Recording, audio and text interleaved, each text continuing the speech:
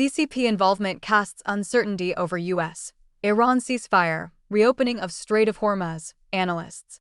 As the United States and Iran have reached a 2-week ceasefire agreement, President Donald Trump has said the Chinese Communist regime played a role in pushing for negotiations. However, while Iran had agreed to temporarily reopen the Strait of Hormuz, ship traffic remains severely restricted. Analysts told the Epoch Times that the Chinese regime has a conflict of interest with the United States regarding Iran, and that its involvement would cast uncertainty over the reopening of the strait and the geopolitics in the region. The ceasefire was announced on April 7th, following mediated talks to pause military actions and reopen the strait. Details of the agreement are unclear, and shipping in Strait of Hormuz is still at a standstill, industry leaders said. Sultan Al Jaber, Chief Executive Officer of Abu Dhabi National Oil Company, the United Arab Emirates' largest oil producer, said on April 9th that the strait is not open in comments on LinkedIn. Access is being restricted, conditioned, and controlled, he said. While Pakistan is the main mediator of the talks, the Chinese Communist Party's mediator role has also been revealed. Trump said on April 7th that Beijing helped persuade Iran to negotiate. In addition, Beijing has close relations with Islamabad. The Chinese Foreign Ministry said at an April 7th press conference that its foreign minister made 26 phone calls to related parties to help bring about a ceasefire. China buys more than 80% of Iran's shipped oil, according to public data for 2025. Nearly 40% of China's crude imports pass through the strait, according to the U.S. Energy Information Administration. U.S.-based China analyst Tong Jingyuan said that it's entirely possible that the Chinese regime is exerting pressure on Iran from behind the scenes through Pakistan to get Iran to open the strait. The ruling Chinese Communist Party has been maintaining a delicate balance regarding the conflict involving Iran, he told the Epoch Times. It desires a ceasefire for two primary reasons. On one hand, it hopes to preserve the Iranian regime as much as possible, thereby enabling it to continue tying down the United States in the Middle East. On the other hand, a prolonged blockade of the Strait of Hormuz would inflict significant damage upon the CCP, as it accounts for the largest share of the oil and energy supplies transported through the strait. However, it would put the CCP in an awkward position if the strait has effectively become a massive bargaining chip in Iran's hands, whereby it can charge fees for ships to pass, Tong pointed out. Even if Iran were to offer some discount on transit fees to the CCP, it would still feel as though it were paying a protection fee as a subordinate. Diplomatically, the CCP simply cannot tolerate such an outcome. Consequently, the CCP may find itself caught in an intractable dilemma regarding the Iran issue in the future, Tong said.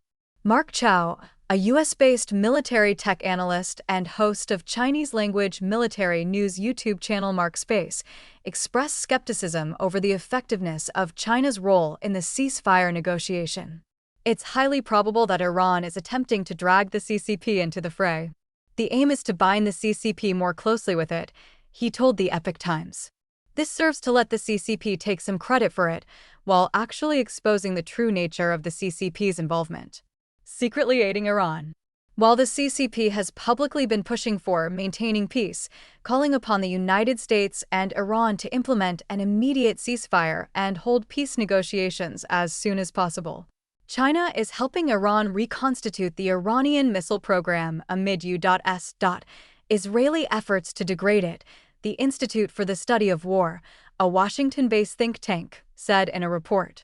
In addition, Chinese company Mizar Vision has released satellite imagery of U.S. military bases and naval assets, providing real-time targeting data for Iran's residual retaliatory capabilities, according to U.S. intelligence officials.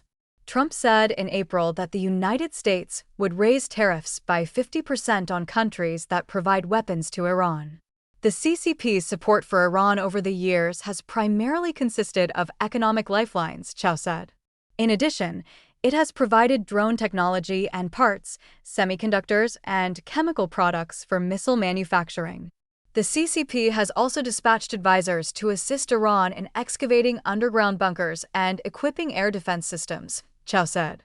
Su Tsuyun, researcher and director of the Division of Defense Strategy and Resources at Taiwan's Institute for National Defense and Security Research, told the Epoch Times that numerous reports confirm that the CCP has been covertly supporting Iran, thereby becoming a source of instability among Middle Eastern nations. Beijing's actions have now been exposed. Consequently, this will indeed have an adverse impact on China's future development and standing in the Middle East, she said. Furthermore, given the long-standing animosity between Iran and countries such as Saudi Arabia and the UAE, stemming from Iran's role as an aggressive military expansionist within the region, this situation effectively lends legitimacy to any decision by President Trump to resort to military force. Thus, Beijing stands to lose on all fronts. Chow said that the recent total elimination of Iran's top leadership, coupled with the complete failure of China-supplied weaponry early in the conflict, constitutes a significant blow to the CCP. In addition, the United States has obtained substantial evidence of the CCP's covert support for Iran. Consequently, Trump is expected to leverage this during future negotiations with Xi Jinping, potentially including the imposition of further sanctions on Chinese enterprises, which is precisely what the CCP fears, he said. Future development. As long as the Iranian regime manages to survive, the CCP's support for it will not diminish, Chow said.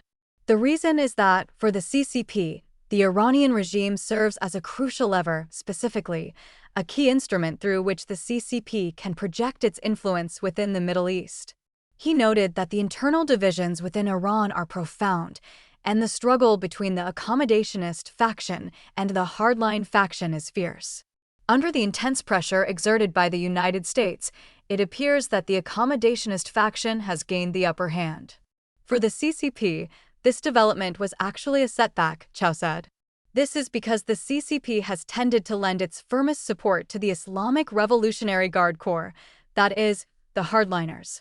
As for the future trajectory of events, we have to wait and see. Tong predicted that 3 scenarios are likely to unfold regarding the Strait. The first is a return to the pre-conflict status quo, characterized by completely free, unimpeded, and toll-free passage, which represents the most ideal outcome, he said. The second scenario involves continued freedom of navigation through the Strait, but with Iran levying transit fees, possibly sharing the revenue with Oman. The third scenario is the worst case, Tong said.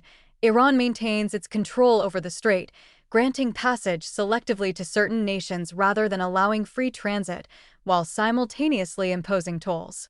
This would effectively constitute an acknowledgement of Iran's jurisdiction over this international waterway. The Iranian regime has long been a major source of global political and economic instability, somewhat akin to a recurring virus that flares up periodically, Su said. As the saying goes, it is better to endure a sharp, brief pain than a prolonged, chronic one.